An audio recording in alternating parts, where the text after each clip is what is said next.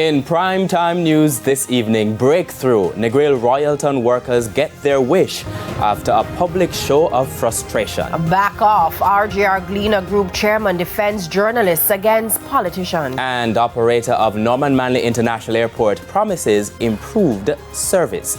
Good evening and welcome to Primetime News on air and online at onespotmedia.com. I'm Archibald Gordon. And I'm Janella Precious. A special welcome also to our viewers on TVJ International in the Cayman Islands. Now, with a preview of what's to come in business news, here's Anthony Lugg.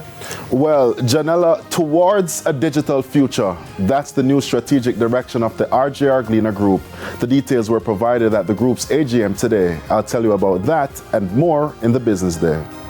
And thank you, Log. And Jermaine Brown is going to tell us the direction that the sports will take this evening. Thanks, Archie. Well, I can tell you the direction that they're going at Cayman Spark. Well, they're still seeking answers, to the abandonment of races on Sunday. And the West Indies, they lost again to Sri Lanka in Palakele. We'll tell you more a bit later on. That is certainly... Notice how he said he lost again.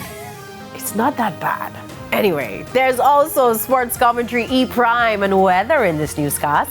But before the break, the feedback question. And this evening we're asking what more can be done to protect the rights of workers in the tourist industry. You can share comments online, facebook.com/television Jamaica and on X at TVJ News Center. Stay with us, the news in detail right after the break.